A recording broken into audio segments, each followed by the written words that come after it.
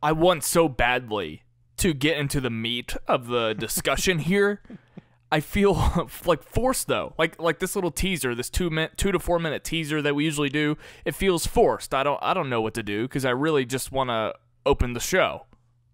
But people like that we do this thing. So what do you want to talk about? Can I break the ice for a second? For some reason, just to pull back the curtain, we're not podcasting in person. I know people get frustrated about that. Nobody can tell. But listen, here's the thing. Anytime we do this and we go into this little intro, I get scared because I'm afraid that you're just going to start screaming.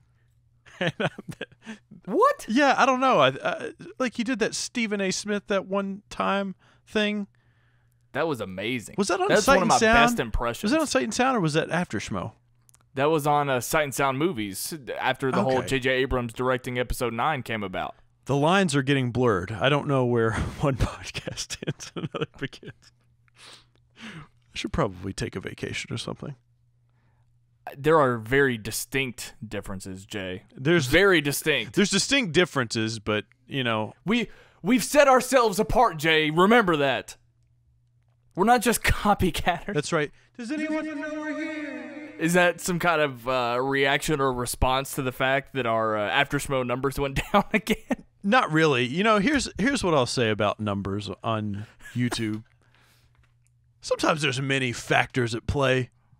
There's many reasons why things can fluctuate up and down. But you know what? It's fine. It's just a thing.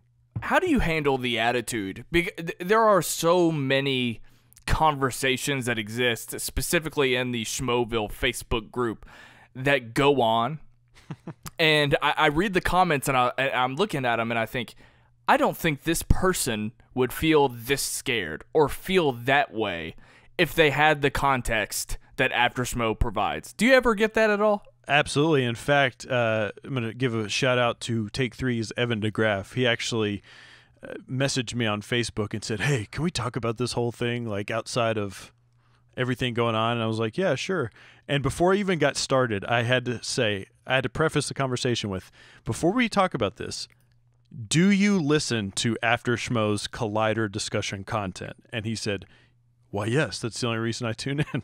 And I said, okay, then we can talk about it. Because I didn't just want to rehash things and be like, dude, we talk about this every single week. Great. But he was a good boy. Good job, Kevin. He's a good boy. He is a good boy. So there you go. If you're listening to this right now, as a fellow Schmoevillian, tell your neighbor, hey, they're talking about Collider. They're talking about Schmoes Know. They can calm your nerves if you're doing any kind of freaking out in the Facebook group. Okay, I'm ready to open the show. Let's put a pause here. Let's get into it. Hold on.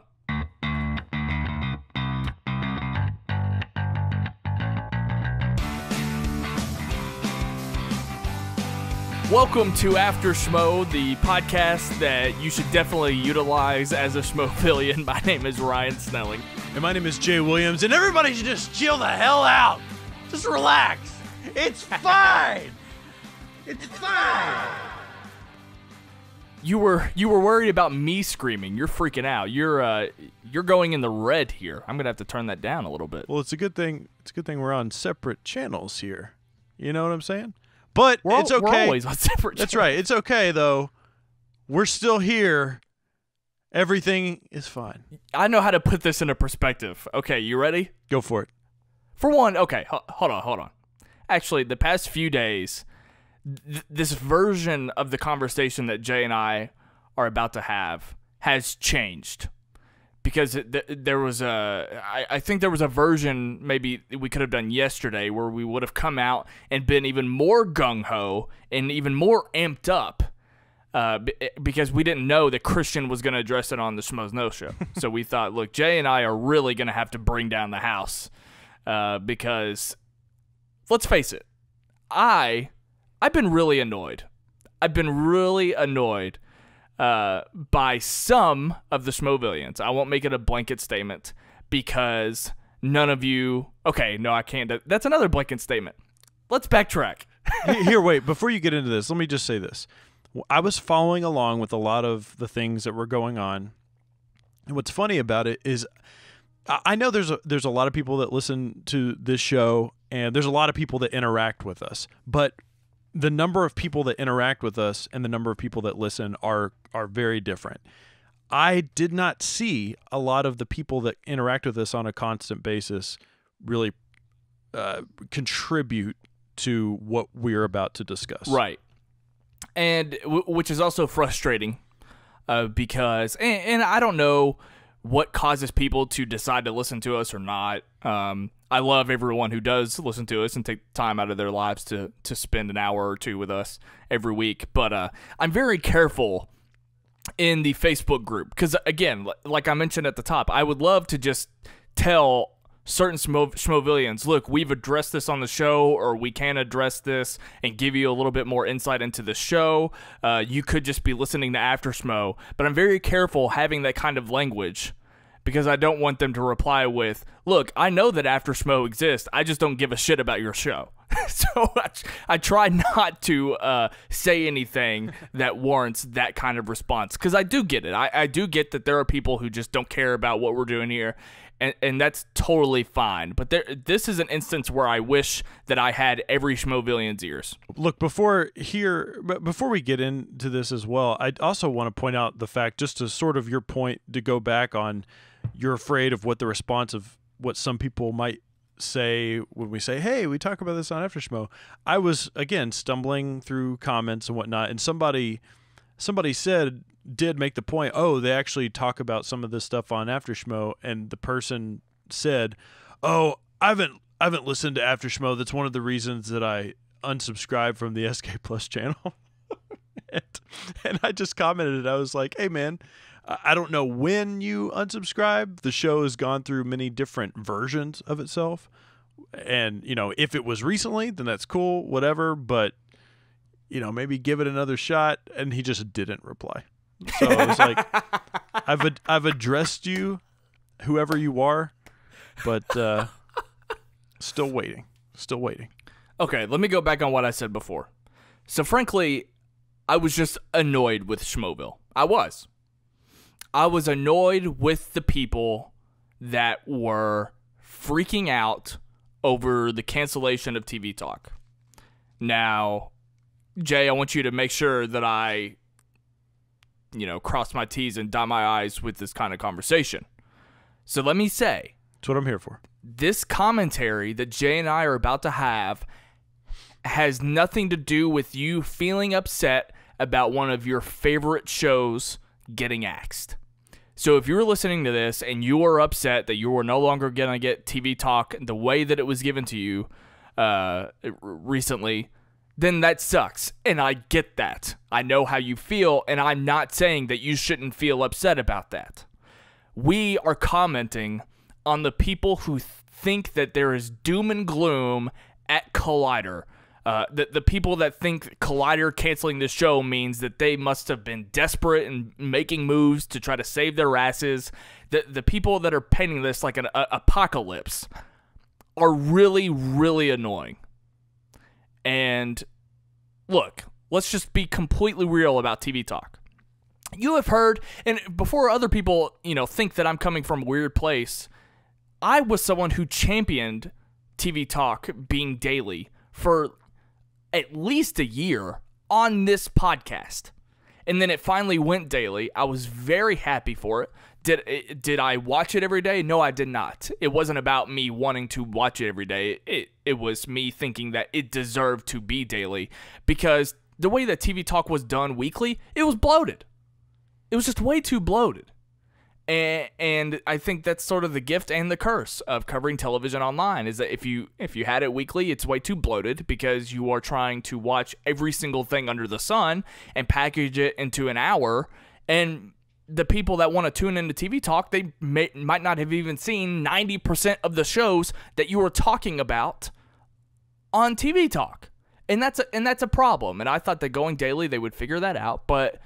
And that's a totally different conversation. The point here is that not enough people watched it, and it didn't make sense for them to do it anymore. So they made a business decision that makes absolute sense, and they cut it. So if it's your favorite show, it sucks, and I'm sorry. But when you look at the numbers, it's fine. And to put it into some real perspective here, and this sounds like I'm making a joke, but I'm not. Would you think that there was doom and gloom around SK Plus if After Schmoe was canceled? No, you wouldn't. Because you would be focused on everything else and the potential and where it's going. And it's just, I get it. You love TV talk, but it makes sense. And let's just focus on everything else that's coming. I just want everybody to relax and get excited, because that's the other message that we have here on this podcast, and we hope is reflective in the Schmoeville group, which is we just want Collider Video to thrive, succeed, to grow, to change, because for a long time Collider never changed, and I don't want that, and you shouldn't want it either, because at the end of the day, these people are still, they give us free content, but it's also their jobs, and they have to make sure that, and again, this isn't doom and gloom, it's just they have to make business decisions, because it's their lives as well that we're talking about here. It's Christian Harloff's second little bundle of joy that we're talking about. Well, it'd be his third now, but he's got 2 kids, and then he's got Collider. But the point that I thought you were saying us, but go ahead. No, but the point I want to make is it's very strange. Okay, it's a very strange threshold that we've crossed, because look, beyond being a part of this show, I kept my ear to the ground. 100%. In Schmoeville. 100% in Schmoeville, and I was sort of keeping up with what people were saying, and there was a little bit of fatigue in the sense where the channel itself wasn't changing and evolving enough. And I think it's interesting that people got really excited when they started bringing in new types of content and new people and new personalities. People got really, really excited because of that change. But sometimes, you can't keep stacking the deck. Sometimes you have to take a few things away. And I just find it interesting that at some point there was this strange threshold that was crossed where, they went daily, and people started getting frustrated about it going daily. And then after it went daily, they started cutting some shows because the shows weren't as successful, and then people lost their minds. There are essentially 2 main responses that I constantly saw that were frustrating to me. One was anytime this was brought up in Schmoeville, one of the main topics that was used in defense of this being done was just the manpower, the finances behind it, all of those things. And anytime a justifiable reasoning was thrown out there, the fact that on any given episode of a show like TV Talk, you could have between 6 to 7 people scheduled for an entire hour to shoot a show, also pre-production, also editing and uploading and thumbnail creation and graphics for the show and gathering those graphics and research and preparing those things.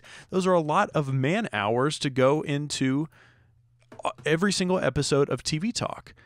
So whenever this sort of idea was presented that, hey, maybe they just needed to shift gears and go a different direction, it just seemed like people just didn't want to take that into consideration. It was still the sky is falling, and that's frustrating.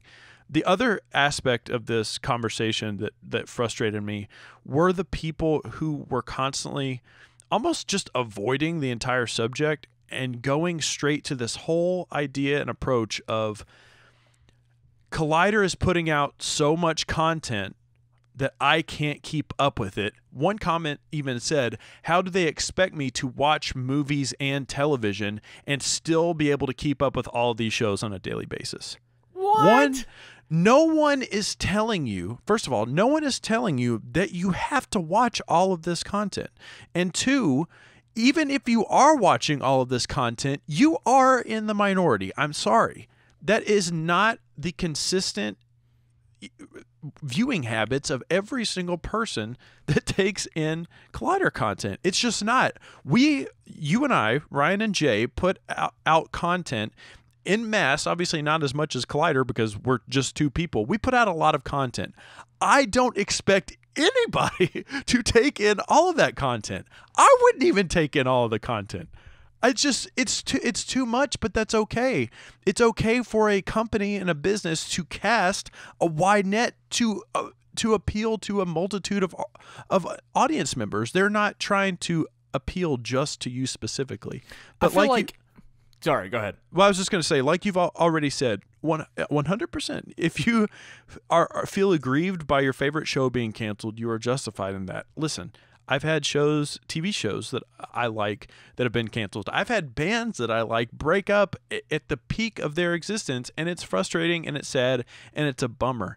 But it doesn't mean that you have to go straight to the entire foundation is crumbling. In fact, I don't even know if anybody has any basis to actually make that claim to begin with. They just don't. I feel like that's such a backwards complaint because this new move by Collider accommodates that. You and I have been vocal about, even since the daily changes, we make it known what our viewing habits are on this show. Like, there have been times where I've said, look, so many times, because these shows are all daily, if they're talking about the same thing on Movie Talk and Heroes, I'm probably just going to watch one of them. I'm not going to watch both. And that's something that someone like Christian at Collider has to be aware of, and that's something that it goes back to fine-tuning and making sure that Collider is running as well as it possibly can. So this type of move, because at the same time, people want new stuff, right? People want new content. People want Collider to come up with new content. What else can they do? How do you expect them to do any more if they don't cut back on this stuff? That's the point that I was just making. Stacking the deck and having to take some things away. Right. So it's just been really incredibly frustrating. And Christian brought this up. If Christian last night on the Schmoes Know Show felt the need to bring up the whole David Griffin thing and the Jeremy Jahns thing as if this was like dominoes falling over. And let me just be honest with you.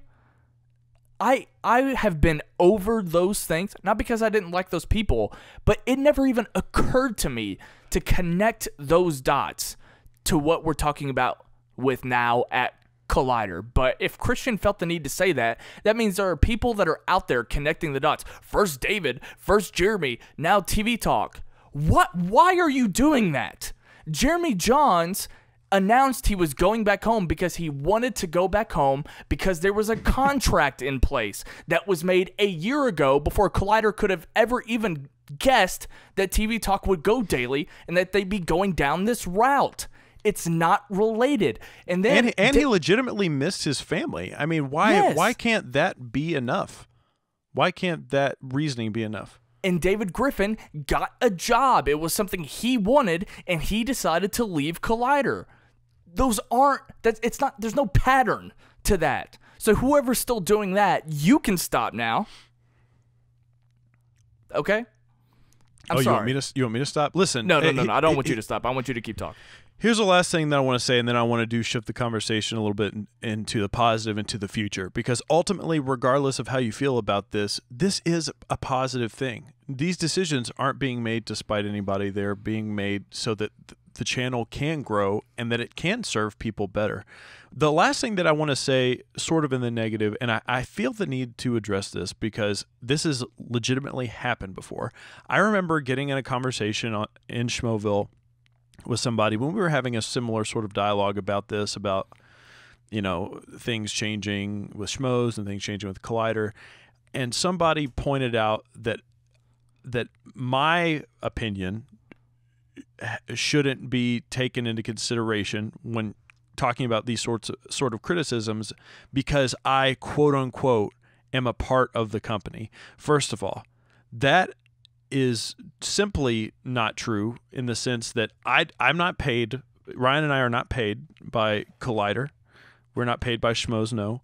We do this show because we enjoy it and because we were asked to, and we want to provide good content to people. And the last thing is no one has ever told us once that we should ever skew our discussion in one direction or another. In fact, Christian himself likes it when we take people to task on this show. So I want people to get that out of their minds right now, that we're just being some sort of shill for Collider and Schmoes. It's just not. It's just not the case. I love the interpretation that, like, the clean cut reputation of After Schmoe. Like, it's only. There's been zero controversy between the relationship between this show and people at Collider. Like, that hasn't existed. Like, where have you been? Have you been hiding under the rock? Yeah, it was just that thing that I think people could keep in their back pocket. Well, that's easy for you to say. You work for them. Well, no, I mean, come on, man. That's a straw man sort of theory that you're pulling out there. It's just not the case. But look, I do want to shift into the future, because Christian talked last night about the future. Change is good. Yeah. What do you want to talk about in terms of the future here? Okay, I know that this feels like I'm dangling a carrot in front. Wait, why would it be a carrot? What are you, a horse? I don't even like horses. This might sound like I'm dangling a cake while you're running on a treadmill. What if I'm keto? Dangling a LaCroix. That's what I like. I know that this will feel like I'm dangling a LaCroix as you're stranded in a desert. But let me just say this. I know what the changes are at Collider. And I'm not doing this to rub it in your face. I don't want to make it. That's not what I'm doing here. What I want you to know is that I know what the changes are. All of them. There are quite a few. And when I heard them, I got genuinely excited and pumped. Genuinely and honestly believe that these changes that they are activating, some have to do with personalities, some have to do with how shows are presented, some are even things that Jay and I have even accidentally predicted or wanted for Collider. Accidentally, please. The things that are coming, you will be excited about. And you will feel ashamed and silly for having gotten so worked up over this. I promise you that Collider video is about to knock your socks off with what's coming. It's so great, and I can't wait for everyone. Well, I mean, I can't wait to see it. I can't wait for everyone else to see it. And to go back to your point, before people oh, you're a company man. You know how many times I've criticized Collider? And I would be very vocal about it if I didn't like what was happening. But that's just not the case. Yeah. So I just want everybody to feel better. I'm sorry if that feels like a tease. That's not what I'm trying to do. I just want to give you some reassurance, because those guys over there are busting their ass.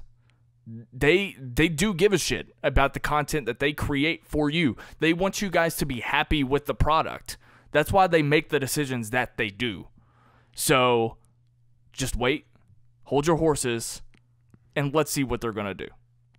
Right. My take with this whole thing was pretty much just what you've already said, but you know, we've been made privy to some of the stuff that's going on. I don't know if it's just to reassure us. Maybe they thought that we were going to come on here and just echo some of the stuff going on Schmoeville, which would have just been hilarious. But no, that's not the case. I mean, listen, to sort of tie this all around with the Schmoes, I don't think there's any accident here that so many of the Schmoes Know crew that we know and love, that we show up here every single week to talk about and to break down, I don't think it's by mistake that they are so heavily involved with this YouTube channel. If you look at the trajectory of the Schmoes Know over the course of their entire career, and I'm having the privilege of going along with my history lessons and whatnot to sort of see the evolution, all they have done is consistently gotten better every single time. So why would you not trust these people who are at the helm of this company, along with somebody like Mark Fernandez and the rest of the the Complex Brass, why would you not trust their ability to build something absolutely special?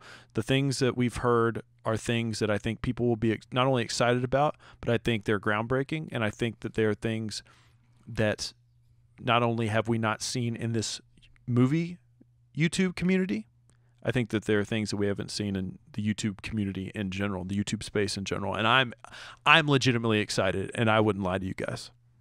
I'm speaking directly to you, Schmoevillian, who's listening to this podcast. Do you remember how you doing? Do you remember what it felt like when you found out that Schmoes Know Phase 6 was going to be under the Collider roof? Like, do you remember how big of a deal that was to you as a Schmoevillian to see them continue at Collider and to see Schmoes Know expand to this big? Okay, what they're about to do, bigger than that. Can I ask you a question? Sure. Can we have some of the equipment that's left over from for Sight and Sound? Can we use some of that old equipment? Do you think are they getting new equipment? I don't know anything about that. Do you think maybe. Think they'd lend us like a green screen or two, just to make things a little bit better? Maybe a light. Hey, you know what? It's all good. Just send us Beardo. He can run the boards. That'll be just fine. Yeah, he knows Pro Tools. Look, I think the best thing that you and I can do is to continue just gas bagging on this show, throwing out ideas and things that we want, because I think those people listen to us. I know they listen to us because I've heard some echoes. Hey, can we talk about J.J. Abrams for a minute? Wait, before we get in, no, we can't. Why won't we just save that for the live show portion? Because it has to do with Schmoeville and. Okay, well, before we get into that, I do have one thing. I know we've gone on this rant about the future and the past and things no longer existing. What is this? Some sort of thing? Bryan Singer film. Oh Lord. So X-Men: Days of Future Past. I did watch an episode of Movie Talk this week, and I want to talk about it. It was Monday's episode of Movie Talk. It was Mark, Christian, Ken, and Cody the swimmer. What's his last name? Cody Miller. Cody Miller, yeah.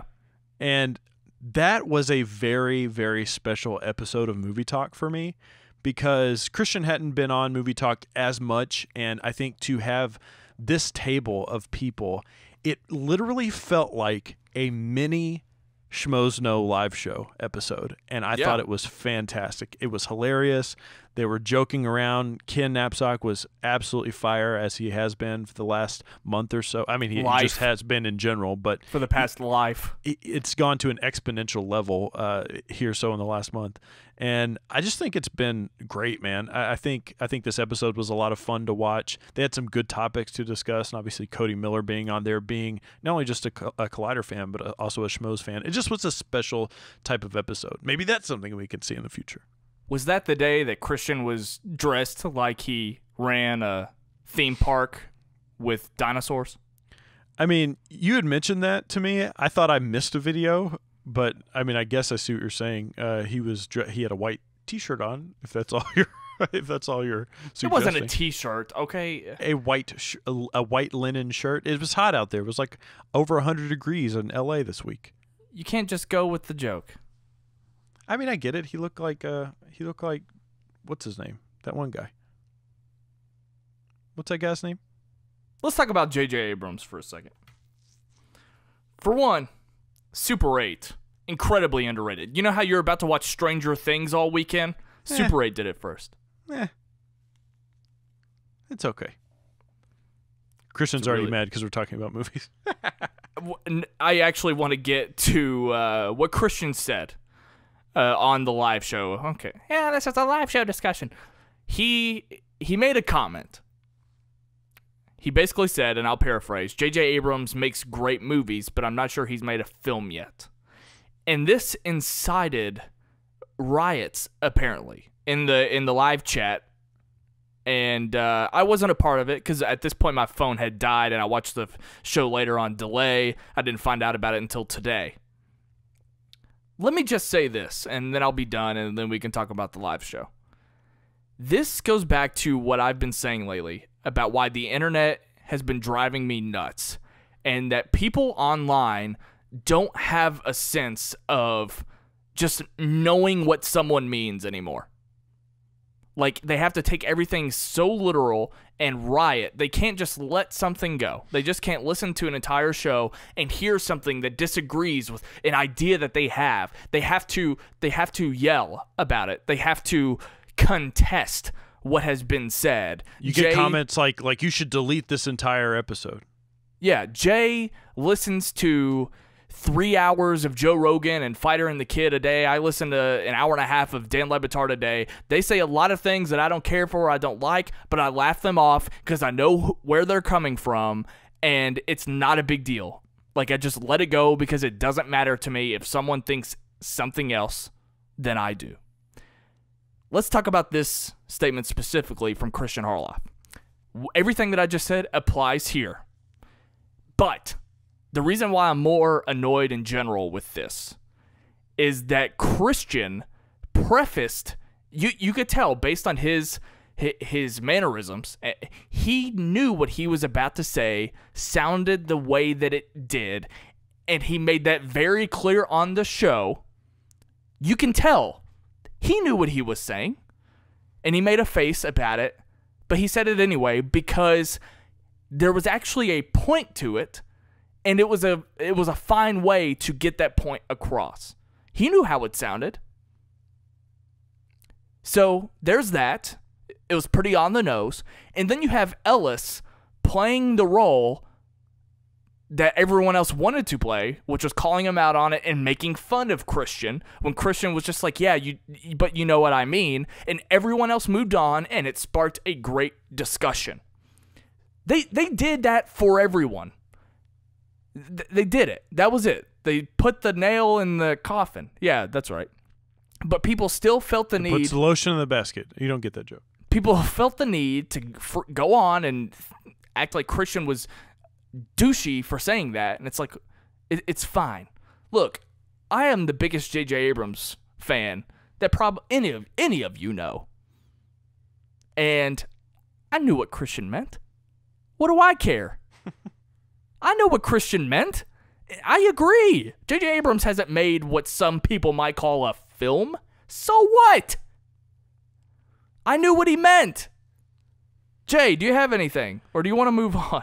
Well, I think at the end of the day, is it just not okay for people to have their opinions? I mean, my God. Like, it's fine. And couldn't people have just said, hey, you know what? I didn't agree with you, but keep doing your thing. Like, why did people have to come out with pitchforks? To your point, to what you were saying, my favorite reviewer, one of the biggest album reviewers on YouTube, does not like my favorite living musical artist. In fact, he has given bad reviews to every single one of this artist's albums, and to the point where I just think he's completely off base by it. You know what I've never done? I've never given one of those videos a thumbs down. I've never commented on them. In fact, I just turned it off and forgot about it. I said, I don't agree with that. And I moved on because it's fine. It's all good, guys. Just relax. Be cool. Just be cool. That's a great one. So, do you want to talk about this Know top Show? No, you want to talk about this top 50 thing real quick, and then we can go into the history lesson? Thank you for bringing that up. By the way, have you watched Nightmares this week? No, I haven't. It's probably going to get canceled. Okay. Well, I haven't either, but I am really happy that it was able to make an appearance this week. I think that absolutely. I think that everyone was excited. I'm glad that Clark got to do the show that she wanted to do. I'm glad everyone, and like our buddy Luke was freaking out about it. He's happy, so I'm glad that they got to do that. That's awesome. That's great. And something like that would be nice for Collider to do. If they had opened up their schedule, then they can set aside a week during the year where they do something for this. Anyway, that's a whole other discussion. But the top 50 superhero thing. So, look. I might sound like a lot of people. Does Collider coming up with a top 50 superhero list blow me away? No, it doesn't.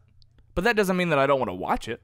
It doesn't mean I don't want to see what they have to say. That doesn't mean I'm not curious about the list. What I took away from this, more than anything, is how it's being done. How it's shot. How good it looks. How everyone under the Collider roof seems to have a say in this, even down to people like Wendy Lee, who might not always be properly utilized on something like Collider Movie Talk. This is not 3 people discussing this on one small segment in Collider Movie Talk. This looks like a great... and help me out here. Did they say that this was a series? Like, are they doing this by 10? Or is it the whole shebang? Is it one big video for this?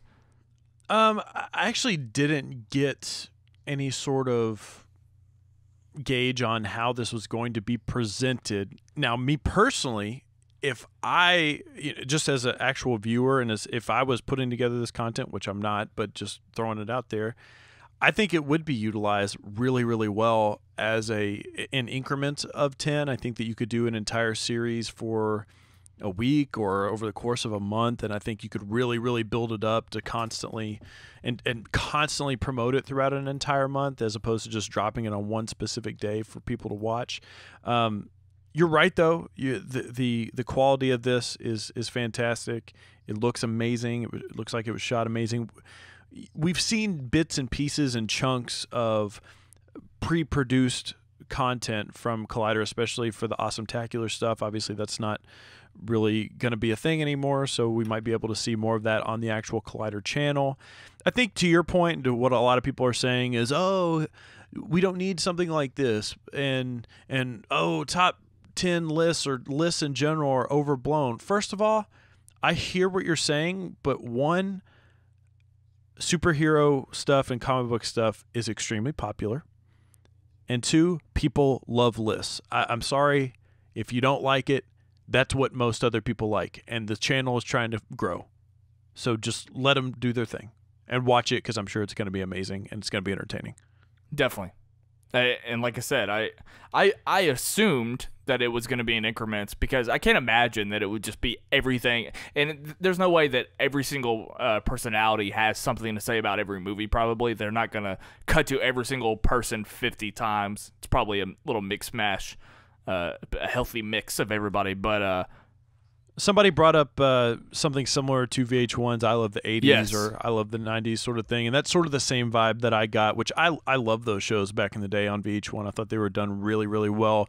It ended up producing a lot of copycat types of shows, and yeah, I'm excited to see what Collider has up their sleeve with this. Hal Sparks, who is a famous comedian, who was on all of those VH1 shows, grew up in my hometown. Hey, did you know this? We had the same math teacher. This is super shinfo that we probably shouldn't be discussing on After Schmoe, but I'm going to talk about it anyways. Did you know a guy in Stranger Things Season 2 is from your hometown? What? Yeah. He plays a guy that moves from California to Indiana, which is legitimately the opposite of how his career went. How do you fucking know that? Wikipedia, which is better than IMDb. Tom Cruise's wife in American Made is from Louisville. I remember when she moved to California and was on a sitcom with Andy Richter because it was on the news. And look at her now. So you want to talk about this history lesson? Oh, you know what? I forgot to listen to it. Yes. Well, that's fine, because what we're going to do is we're going to hit pause and we're going to listen to it right now. Ryan, would you like a little preface of what this is? It's pretty short and sweet. I would love a preface. So just sort of, going about my day, listening to some old After Schmoe stuff. This is back in October. Old After Schmoe stuff? I'm sorry, some old Schmoes Know stuff. Is this Brian Davids? Or? Going all the way back to October of 2013, I think. Still in the Toad Hop days, and guess who made their first appearance. El Mayimbe. No, he had been on there for quite a while. Like he is now. The one and only flip-flopping clop himself, Christian. I already can't say his name. Christian Ruvalcaba, Copster. His first appearance on the Schmoes Know Show. Now I want to talk. Yeah, poof. I want to talk to the actual winner of the podcast contest, and we are going to he's actually in studio tonight. He's the one who filmed the thing for us. So what is he's a local? He is a local. Wow.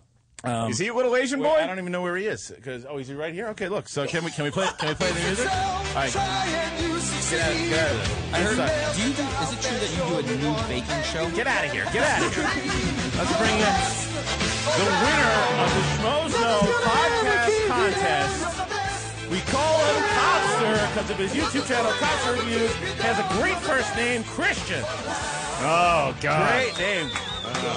Throw on your headphones, brother. Wow. Nice to have you, dude. Surreal. Very surreal. It is great to have you here. So I wanted to, first of all, to everyone that submitted the reviews, you guys did a fantastic job. Mark and I, we talked about it and everything, too. And Christian, pronounce your last name for me, please. Ruvalcaba. Okay. See, that's going to be too hard. No, we're just going to call him Copster. We'll call him Copster. Copster? Because he has a YouTube channel called Copster Reviews. Oh, you're the guy. Yeah, He's the guy. Yeah, that's right. Okay. Here's when I'm on the road, The guy I who won the contest. watch the actual podcast Yeah. for 2 hours when Yeah. I'm back in my hotel room. Then, when I'm really hammered, that's when I watch the reviews. So sometimes the faces kind of meld together. Yeah. But you're a very good-looking young lad, Thank you and very congratulations on the victory. Now, what's great about Copster is that he's a diehard fan of the show. He watched. Yeah. How long have you been watching the show for? I want to say a little bit over a year. Okay. Yeah. Do you remember what one of your first shows that you watched for? Like, what's one of your favorite shows that you? Who's your favorite schmo? Let's just get into it. Yeah. All right, favorite schmo. Oh man. He looked right at Kathy. He's like, He "Can I looked say at her?" Mark. I just met. I mean, I had one of her Looking at cookies, and Mark. that kind of won me over. Smart kid. See, I political mean, answer. Bring cookies. Political answer. Look and look at how intimidating is this? You have Makuga and Ken Nabs like I got staring at everyone this staring poor at guy. me. You have a Look at- I mean- paparazzi, too. I know. Get a Paparazzi picture of the pictures. 85 Bears back here that he's got to look at. Poor guy. So, He's trying to make sense This of is on really air, hard. boys. all right, Yeah, let's go with one of your favorite shows that you did that you've listened to in the past, or a favorite moment. Oh man. I mean, JTI getting slapped. That was. I hope nothing like that, could ever Happen to anyone else? be any, right now, well, Trust me, with the other Christian lurking around, anything's Anything's possible. possible. Well, that was of course with Roddy Piper. But again, Yeah. what Copster did was he analyzed the shows and he went over the moments and stuff that he liked, and he just took it from a fan's perspective, and everybody else did as well too. There was just an energy that you had about you, and your movie reviews, you do the same thing as well, and it was cool to see. Like week in and week out, you put them out, and your reviews did pretty good on your channel. Yeah. Yeah, they did. Okay, good. So Yeah, nice. Making you some views, huh? All right. Well, you can just pay us back whenever. Well, so what Christian here, Copster's going to wind up winning. What he's going to do is that he's going to be able to come back on the show, and we're going to give him a segment. He's going to do like a news segment. He should do the A news. news segment. No, he's going to do a trivia. It's going to be a trivia contest for all of us. It's going to be a trivia contest. He's going to have all of great moments throughout the history of the show, and he's going to quiz us on it. And so we're all going to see. So he's going to do that. But here's something that I found out. JTI told me, because JTI shot a video with Copster on when they did Meet the Schmoes, and he helped film it. Copster told him that he was interested in being our intern. Wait, he told the intern that he's interested in being an intern. Dude, this true? You talk about starting at the ground floor. that's like in the Temple of Doom. Right. I mean, the opportunity was there, so I might as well. Yeah, okay. All right. Hey, might as well jump. Well, so you would be interested in being. Look, the good news is you can only be better than JTI. Oh, I got it then. Okay, Yeah. good. So you want to be an intern on the show from now on? Yeah, I mean, that would be great. That'd be like playing with my favorite baseball team. Wow. Like, right then and there. Good answer. Hey, let's I saved that one. Everybody, Yeah. let's everybody take a breath here, okay? There's some prerequisites, kid. Do you have a bar of soap? Yes. You yes, I do. can Yeah. be zestfully clean once in a Yes, while, I can. okay? And you have a camera. Okay, do you know how to use it? Better than JTI. I like Okay, him. I like him already. can- JTI doesn't film anything. No, look, we're very classy here. Can somebody, Josh or Ken, can you get JTI a bus pass? Or, like, I think they sell them at Ralph's. Yeah. Just go, thanks for hanging, kid. See you Oh, later. Poor JTI getting crushed. No, look, here, in all physical. Oh, I went to an all-boys school, so I went through that before. kid's quick, Ken. He's quick.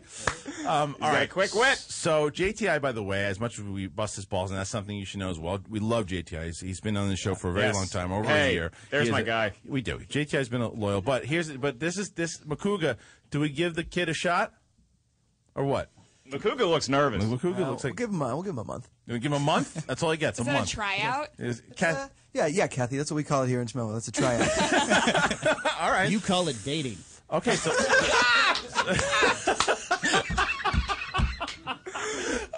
Don't you love how as soon as they get threatened with another guy, Makuga and Ken turn on their A games like that? Yeah, it's true. It's true. All right.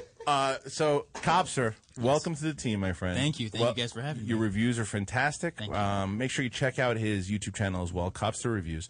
And we will see more of him. You're going to see a lot of him on Schmoe Plus because that is where the interns are going to live. They shoot their videos. They're going to shoot a lot of stuff. We actually gave Copster the flip cam tonight. He's going to tape a bunch of stuff. He'll get interviews during the breaks, throughout the show. He's going to get good stuff. So, again, my friend, welcome to the team. We look forward to having you and look forward to seeing what you can do for the show. So I think this is the first time in a long time that I've been presented a history lesson that I had no context for. So this was very enlightening, very fascinating. It's the first time I didn't even realize Copster's first appearance was documented in this way. All of this was brand new information. So many thoughts here. The first one, I instantly, my phone call on the Schmoes Know Live show came screaming back to me because Christian Harloff, what he was doing here for Copster could barely speak, and Christian kept throwing him bones, like, pitch it back to Copster, let's try to get him talking, and Copster felt reluctant. Christian tried to lift up Copster so much, and it was the exact opposite of what I experienced on the show. That was my first thought. Prick. The second thought is Finstock is amazing. Of course. There's a lot of Finstock gems in this episode. The third thought was, what a weird Copster. Like, Yes. just what a weird Copster that is on display in this clip. Again, I had no idea this is how it was done. I've never heard this before.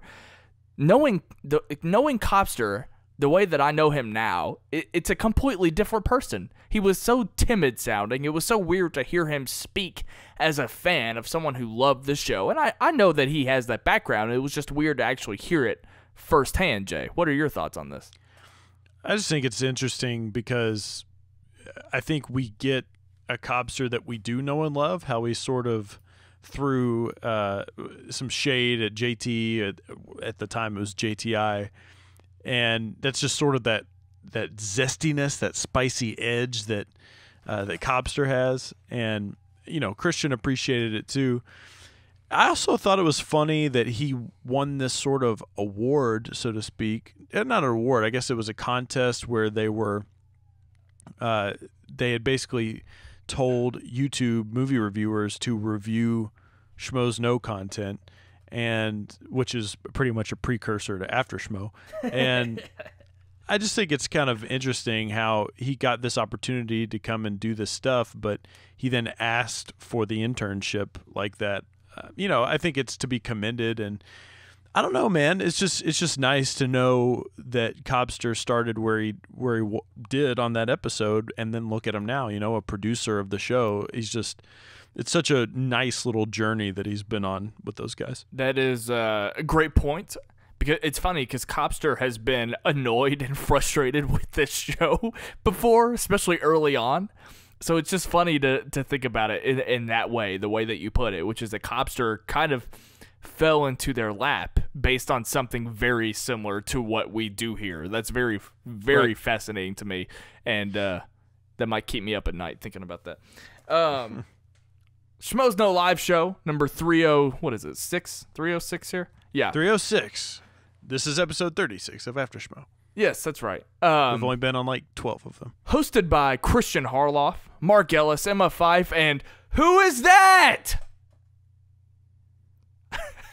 That's my favorite thing to do when we talk about the people at Collider and Schmoes Know. I just love playing that who is that guy game as if they don't belong, as if every single person that comes across my television screen has to be a Collider pundit. I also love playing that game when we watched Collider Behind the Scenes RIP, and we'd see people like Frank and, just a fun game.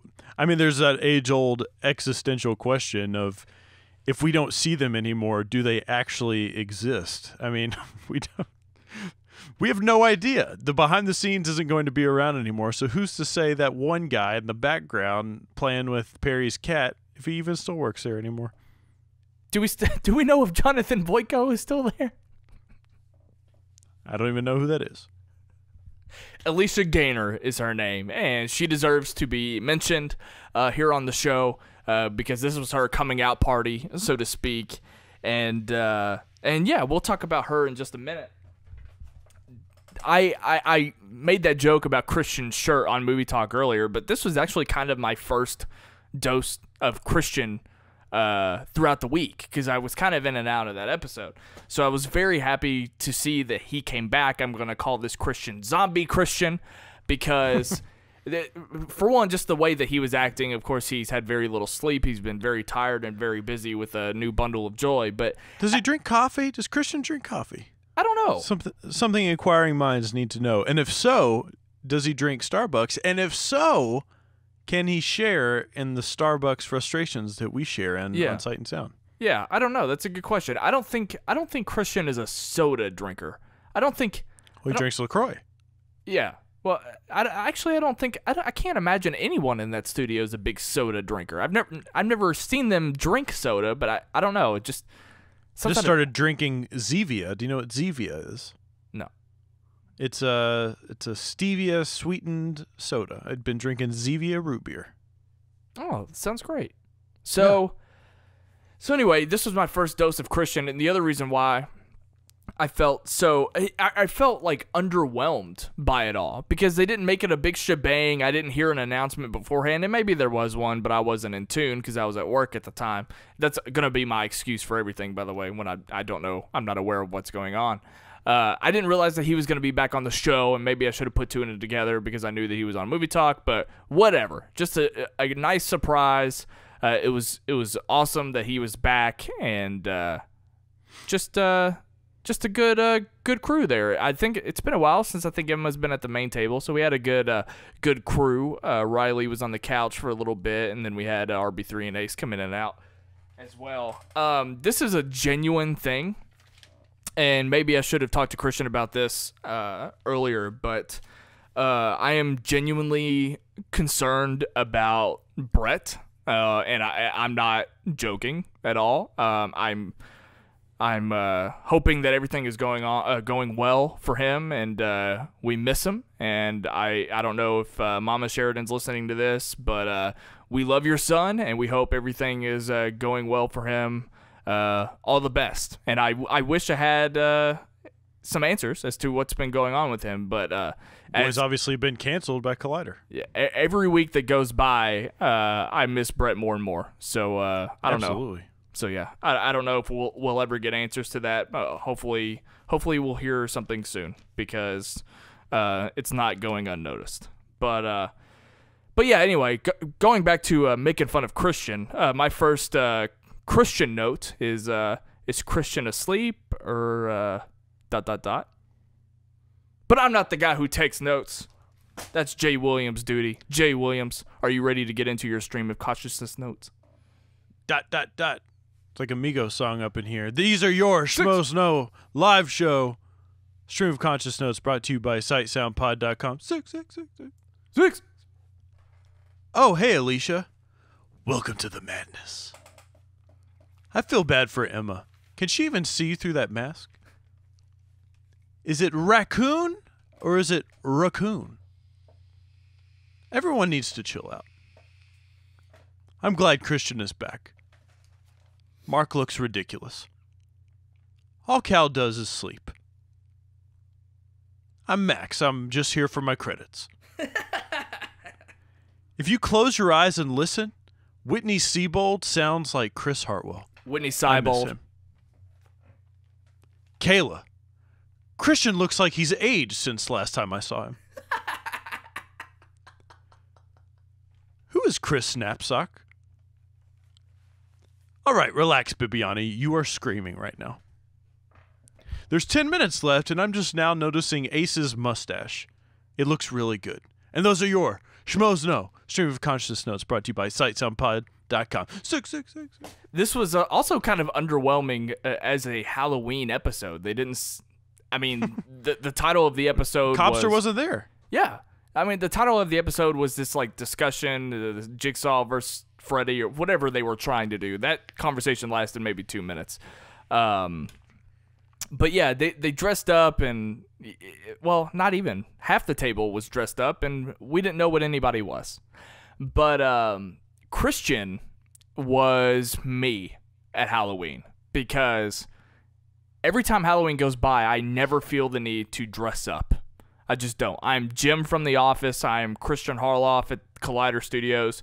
I'm just not going to be that guy that dresses. Well, maybe if I had a larger platform and I could get attention from it, maybe I would. But when it comes I got invited to a Halloween party. Did you know that? By a Schmoes Know viewer. Did you know about this? No. Why wasn't I invited? Well, you haven't been keeping up with him. Or this guy, Cody Polson, who watches Collider and Schmoes Know stuff. I think it's Polson, not. Trust me, it's Polson. Kayla tattoos him, and he invited us to go to a costume party. Jaye Williams does not dress up in costumes, and it's at a party where I know no one. So Christian full of children. Christian was both of our spirit animals last night. 100%. Yeah. To address your whole little raccoon thing, it's definitely raccoon, not raccoon. Who's doing that? Alicia said raccoon. Oh, yeah, that's right. The whole how she pronounces things. Well, she said, Jay, can't you just know what people mean on the internet? I do, and it's fine. I just was making fun of how she says. I wasn't actually lashing out at you, Jay. It's okay. I'm sorry. I know. I should just take it easy. Yeah. Be cool. Just be cool. We're going bankrupt! I thought it was very cool. Would you care if After Schmoe didn't exist? It's all going to shit! I actually really did appreciate that whole perspective of it, and I think Christian, at the beginning of the show, he wanted to have a mini Harloff podcast with Alicia because he was trying to get to the bottom. No. You mean a Beardo podcast? Yeah, that's right. Yeah, sorry. My apologies. He was trying to get to the bottom this week. There you go, Christian. Did you know that? What? What'd you say? I was talking. I just ratted out Beardo. There was no Beardo episode. Christian, you better get on him.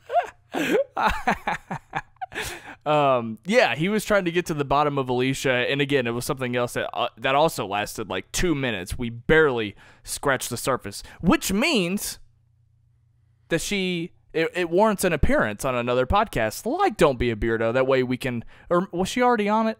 No, she wasn't already on it. I don't know. Maybe she can take up the After Schmoe Stream of Consciousness that Joel was trying to get going for a while. The fourth chair should always be responsible for listening to our show. Actually, you know what? Beardo bottomed out, and he had Max as a guest. So I think that now would be a great time for him to pick up Alicia. So there's that for you. Do you think the Beardo episode counted for credits for Max? I would say so. I mean, I feel like that's something he can put on his resume too.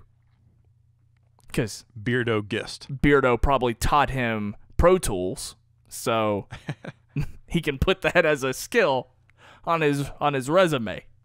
That's right. Yeah, there was that whole raccoon thing, and we got a little bit about where she's from, and again, something we barely scratched the surface. I was very intrigued by her story, working on The Artist, and I would have loved to have heard more about that. As a matter of fact, in general, I want to hear about, and maybe they don't want to do it, and that's fine, but I want to hear more about all of the Schmoes working actually in the film industry. Like, I've only heard bits of Christian working at Warner Brothers or working at Silver Pictures, whatever I've only heard a little bit. I would love to hear him talk a lot about that.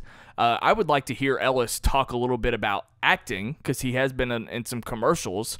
And if someone is listening to this and can point me in the direction, maybe they've talked about this somewhere in the past few years, please let me know. But that's a kind of conversation I wish they had in general, was just talking about what it's like to actually work on set. Now, I would have loved to have heard more about Christian seeing Batman Begins come through Warner Brothers. I thought that was very awesome. But for Alicia to work on The Artist, I would have loved to have heard more about that, because, you know, did she know what it was going to be? Did she have any gauge as to whether it was going to win Best Picture? I mean, there's a lot there.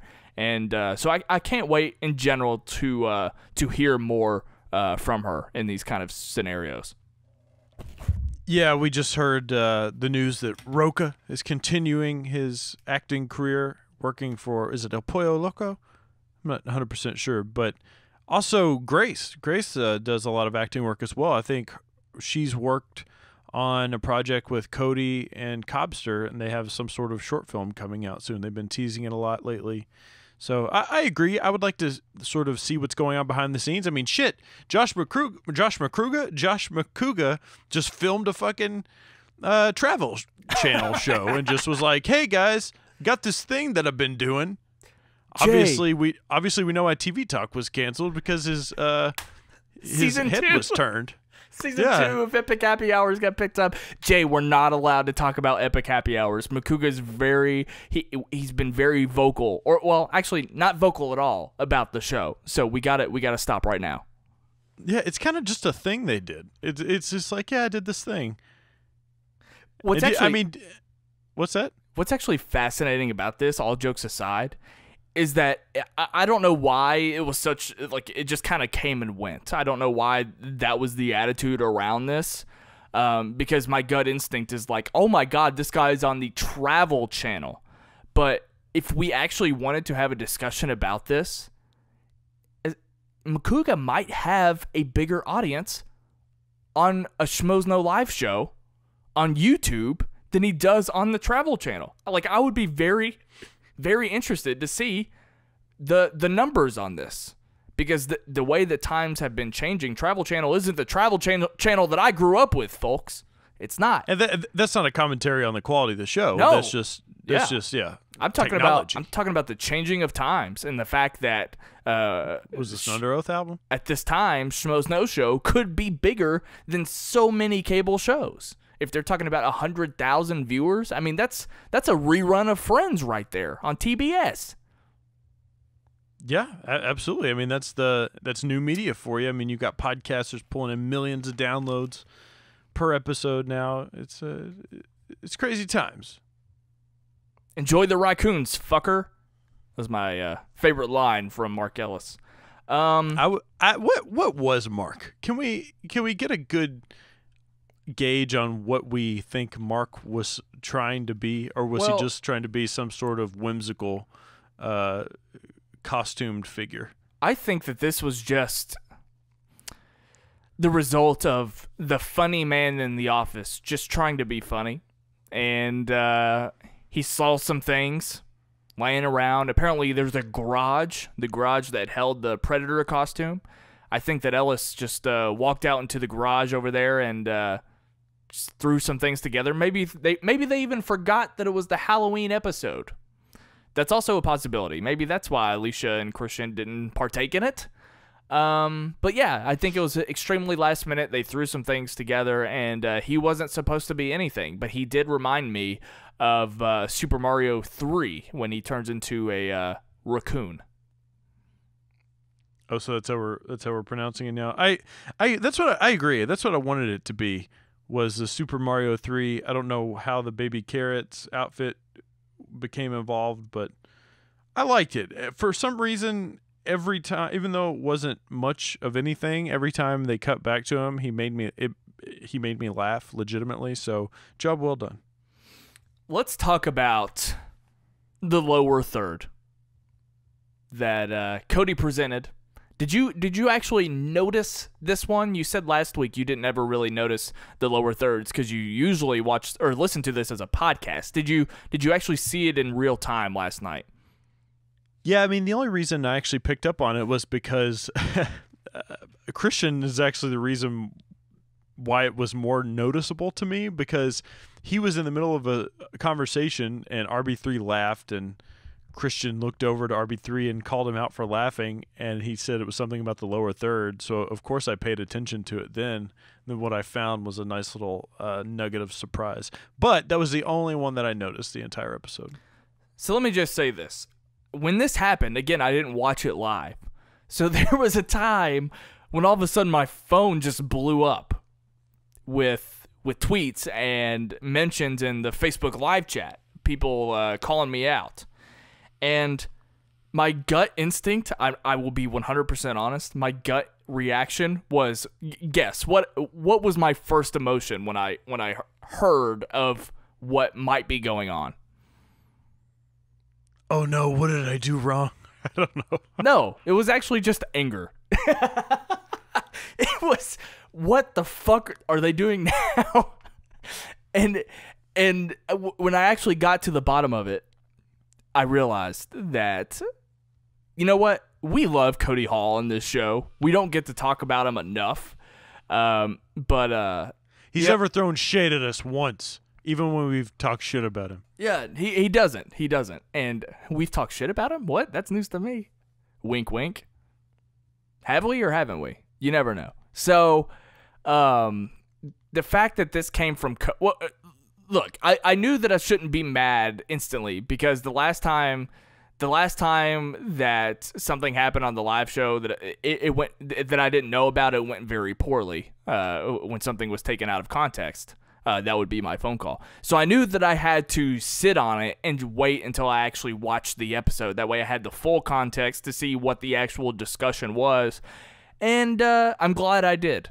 Because I did not embarrass myself, and it ended up being almost nothing. It was just a slight lower third, and they completely disregarded it, and they didn't even talk about it. So I'm glad I waited before I made an ass of myself. But, look, Cody Hall put my Twitter handle and my name on the Schmoes Know Live show front and center, and why the hell would I be mad at that? It was also clever. It was also clever because Jay and I talk a lot about how we don't know who's listening, and maybe Cody didn't listen. Maybe someone gave him a tip as to what I said on the show. But it was what? You all right? Christian. I was trying to cough and say good. that Christian told him. He's like, Cody, they were talking shit about you. Check this out. Actually, I think it was RB3. Because you know how RB3 hates me, and I think RB3 heard this and was like, Cody, we got to get him. And then he was like, relax, it's nothing. So regardless, it was very clever. And the reason why I love it so much is because Cody Hall is the only person in that building. He is my Dan Le Batard buddy. So this is something that just felt like it was all in good fun, and I really appreciated it. And so it was cool. I liked it. And this is the kind of thing. This is why I like to do the show. I like the clever ways that they might present when there was a time when Christian used to like mention things that we've said on here, and he would just wink at the camera just to let us know that he was listening, but he didn't give us any credit. And I really appreciated some of those moments. And I also love how the majority of people that watched last night's show had zero clue what the fuck was going on because they have no idea who I am. But anyway, that was just a nice little fun thing for After Schmoe. So, Cody, we love you. Did you get any new followers from it? I got a couple. Yeah, I got a couple too. I don't know why. By default, I have no idea. This is the guy that does that show with that other guy. Here's something that we've been talking a lot about, and we've gotten back and forth on this. I keep claiming that Cal, the Schmoe dog, is old. And I kept saying, look, I can see it in him. He's old. And Jay would go, how do we know he's old? And I'd say, I don't know. It's a gut feeling. We have confirmation. Cal the Schmoe dog is 10 years old. And in my opinion, that's old. You know, that's the same age as my dog, Indy, who has been heard from time to time in this podcast. Indy's old. He's starting to show his age. He's 70. If he He's was got a a human. giant bald spot. I don't believe in those things. It's just math. But We found out that Christian has an Akita. a what? An Akita? Is that the diet you're on when you don't eat carbs? An Akita is a dog, sometimes dangerous. Don't they have? I think they have purple tongues, and they bit my mom when she was a child. That's different. Keep those dogs away from people. So you know what I'm mostly disappointed with in last night's show? It was that What's that? Ken was Copster. And Oh yeah, you don't like that? that just meant that we got less Ken.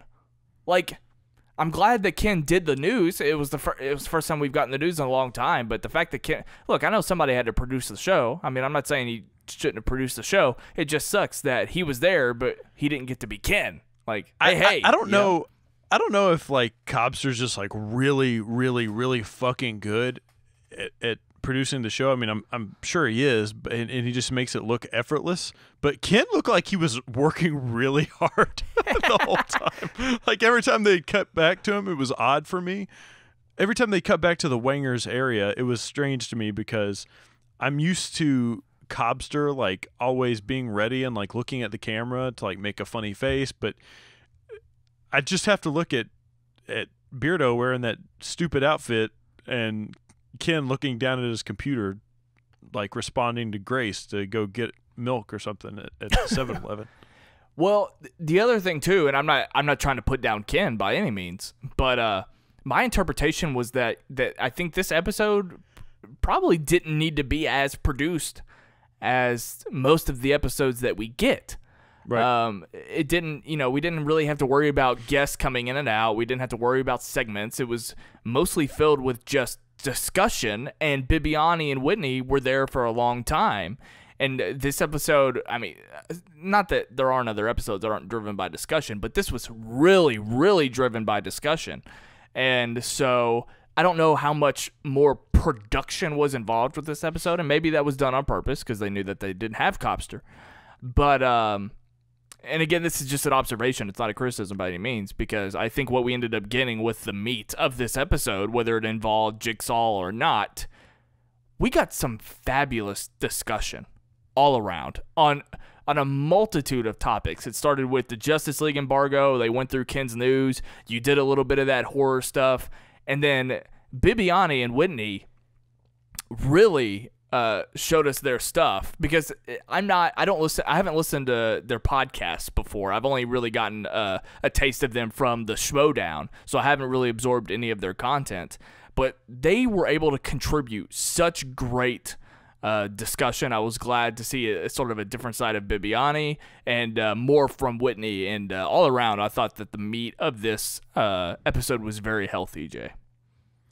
Yeah, I mean, it doesn't always make for great conversation here on this podcast just because there's not a whole lot we can contribute to a really in-depth discussion without getting, obviously, into movie discussions. But I think a lot of people really, really do enjoy these types of free-form, open discussions. They sort of evolve and breathe and ebb and flow into whatever sort of direction that they go in. That's where the film versus movie debate was sort of born from. It wasn't something they really planned. It just came from nothing. And those are the types of podcasts that I just enjoy listening to in general. Not that I don't typically like enjoy listening to this to the show. Obviously I do, but it's just interesting when you can have such a very vocal cast of characters, and everybody really did pull their weight.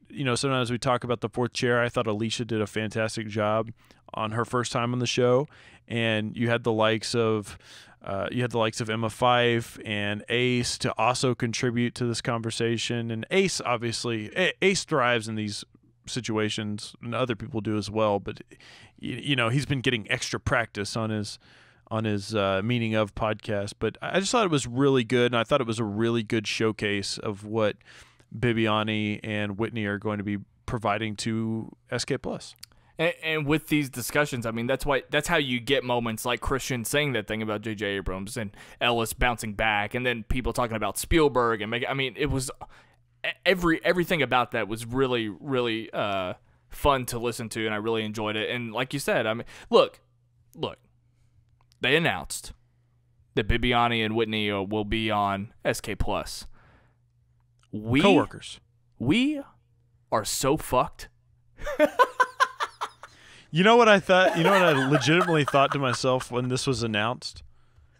I thought to myself, can we finally take Sight and Sound off of SK Plus? Please. Oh, we are so fucked. Oh my god. I mean, God. look, I've said it once and I'll say it again. We're just happy to be here. Like, we really are. We're just really happy. Not even After Schmoe is doing fine. But you know how Christian always prefaces that thing of like, they're doing good on YouTube, but the podcast numbers, you know what he can't say that for is Sight and Sound. Like, Sight and Sound's doing fine in podcast numbers, but we're not on that podcast feed. I mean, so every week it's just like, I'm just like, all right, when is this enough? What Sight and Sound actually pulls from that is actually great for us. Absolutely. Because we're small time, and we're still guys with a dream out in Kentucky. But when you compare it to everything else, well, it just doesn't compare. But look, you know what? I think that we have somewhere else that we can go. If Sight and Sound doesn't work out on SK Plus, apparently there's a guy making YouTube videos about Collider. Where can I get in on this? Apparently he just talks a whole lot of shit.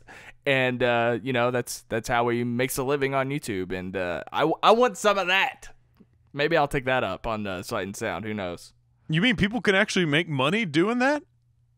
Just talking shit about Collider? Sure.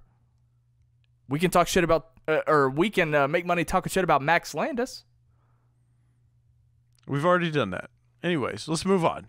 A genuine fun fact that I'd never heard before in my life, at least to my knowledge. I've never once heard Christian say that Superman is his favorite superhero. I was shocked. That hurt my heart. I've never heard. I mean, Mark Riley freaks out about Superman. They've talked about Man of Steel a million times. They've talked about Batman v Superman. I've never heard Christian talk about him being upset about how somebody portrayed Superman. I've never heard him say anything like that. I was shocked. I've never seen him wear a Superman shirt. I don't know. I kind of just don't believe it. I just kind of don't. Like, he kind of brought it up just to reinforce whatever point he was trying to make? I don't even remember what they were talking about at that point, but I remember thinking, I want to call bullshit on this, but I obviously can't because I can't prove it. It's kind of an interesting sort of discussion that was born out of. He went on this really sort of defensive rant, and I love a good Christian rant, but he went on this sort of defensive rant about people who comment saying like, oh, you're a Marvel shill or whatever the case may be. You know what I've never seen? As much as we've talked about people commenting and this and that, I've actually never seen anybody say that. I mean, maybe it's something they say like on a YouTube chat during movie talk. I don't know what it is, but I've never heard anybody say Collider's biased towards Marvel. Like, I've never heard that criticism. I've seen it. It's happened a lot. I remember the main place that I saw it was actually just from following John Campia on Facebook, and anytime he would post anything about that, if you read the comments section, I saw a lot of it there. I think it's mostly from chats and chat rooms and things like that, though, or mainly just comments on their videos. I don't read the comments on actually any of Collider or Schmoes Know videos, so but I'm sure they get it a shitload. Yeah, for sure. Another thing that I found fascinating, I think I knew that Ellis hadn't, but the fact that neither Schmoe has seen any Saw movie, I thought was also pretty fascinating. A lot of weird, firsts from this episode. I learned a lot from this. Yeah, that's like a strange thing. I feel like people not watching Saw movies, because that was more of a staple. I don't know about for you, because we're like 5 years apart, but it was sort of like a staple for like 3 me. years apart. Are we really? I don't remember.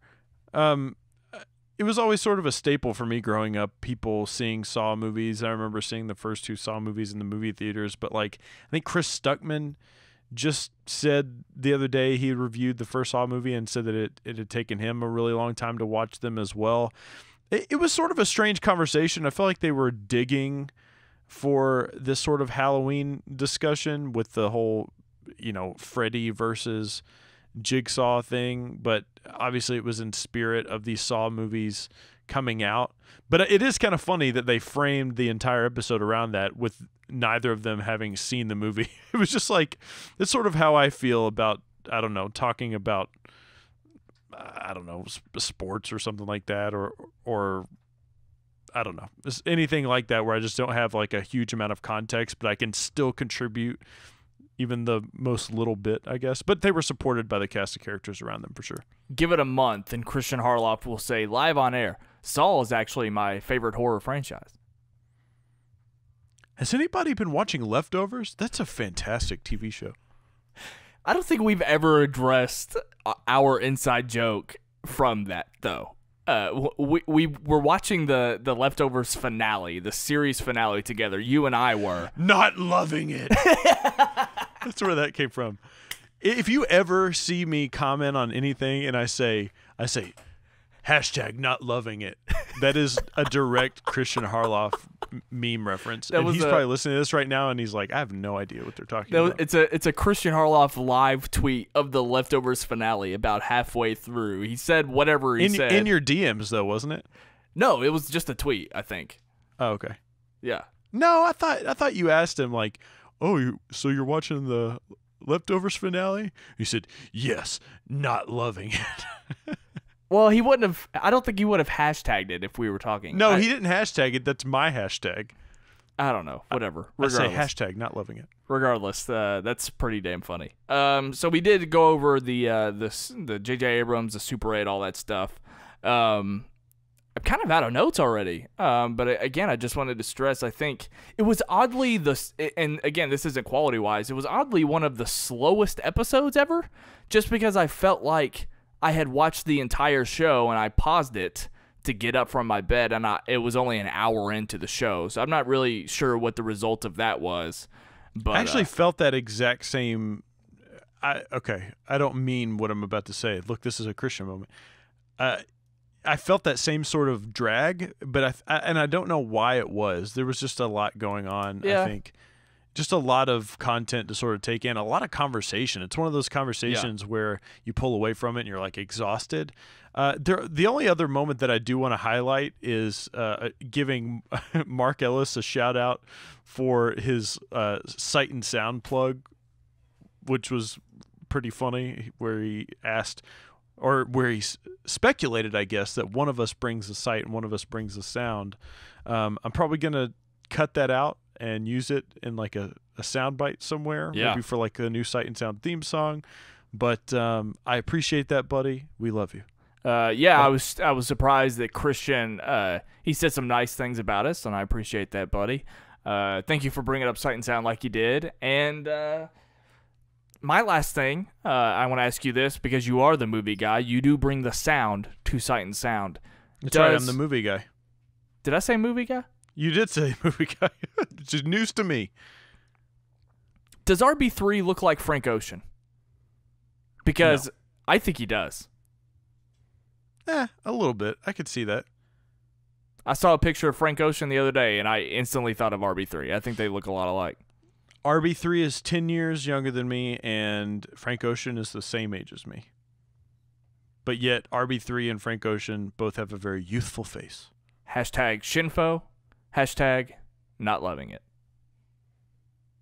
You know what question, and again, I'm never calling into the live show ever again. But this is the question that I wish I had when I did. Because I didn't know that I needed a question. I didn't know that was the segment I was involved in because I hadn't. Anyway, did the Force? I'm just going to leave it at this. I want Christian to sit on this. did The Force Awakens have to be safe? Because as time goes on, I kind of don't think so. I think at one time we thought that, but I don't think it had to be. Very good. I don't think it was safe. Let's talk about these phone calls real quick. Chris Clark, our boy, take 3. I know. Shout out to Chris Clark. I actually thought for the most part, all of the phone calls were pretty good. Everybody's a little nervous. They have a right to be. I get it. It's tough calling in. It's definitely tough calling in. Don't be scared. Don't be scared, homie. It's all good. Did you want to talk about the phone calls? Or? Not really. I wish I wish they would do one episode coming up sooner rather than later, where the phone calls maybe take up an entire hour of the show, just because I feel like they are so brief. They are so abrupt. They're rushed. Yeah, they are. Yeah. And sometimes they can spur some really interesting conversations, because not all of the conversations, but a good amount of the conversations that they have on the show, they're privy to knowing about what they're going to talk about, or at least maybe the frameworks of what they're going to talk about. So it is always sort of exciting to sort of see them be caught off guard with different questions. Listen, I know, it's no longer the Schmoes Know movie show. I want people to start calling in from now on and start asking about things other than movies. Like, I want to know, ask them about Collider. You know, like I would love to ask Christian and Mark about things about Collider, or just about Schmoes Know stuff in general. Shit, you don't even have to ask people at the table questions. Ask Cody Hall a question. Ask Max a question. Ask Cal a question. Really? It could be anybody. That's all I'm saying. The last point I want to make, and then you can say whatever you want to say and we can wrap everything up.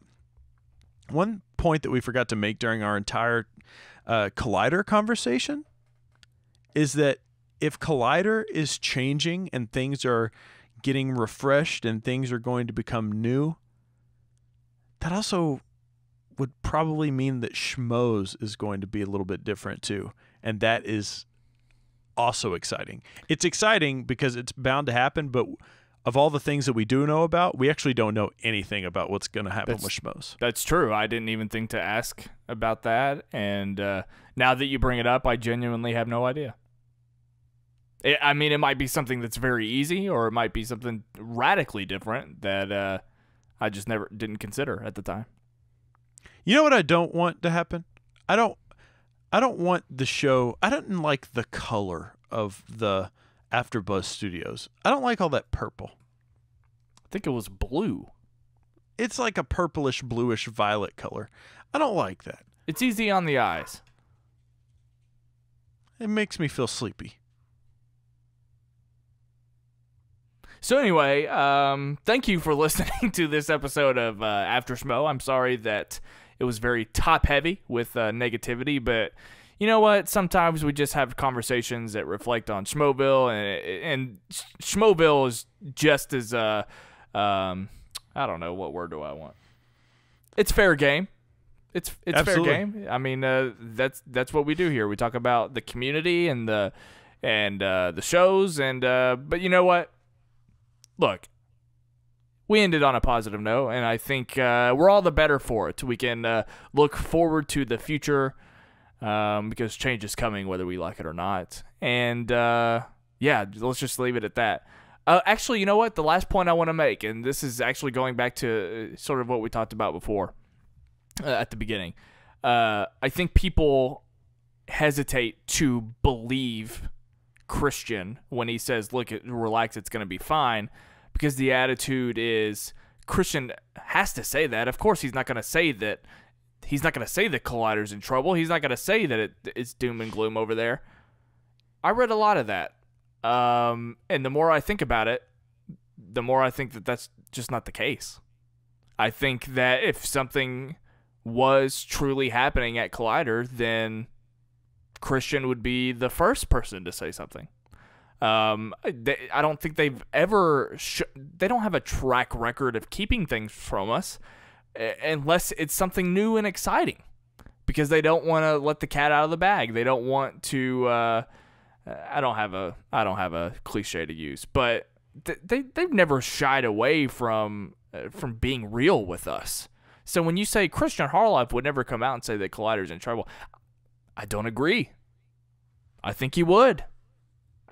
So I just hope everybody feels better. You can find me on Twitter and Instagram at WhatUpSnell. I'm tweeting about things like Collider fan overreactions, and yeah, I'm in a band.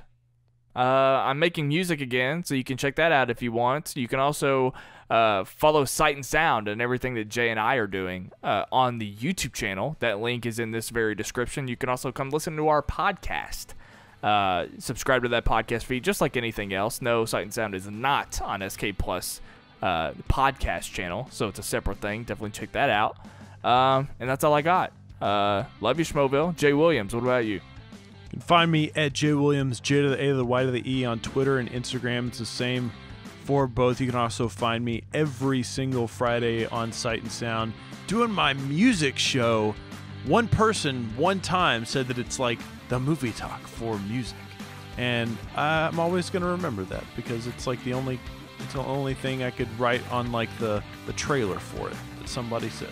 Anyways, I do some other stuff too. You can just do some research on me. Schmoeville, do the right thing. Tell a friend about the show. Bye-bye.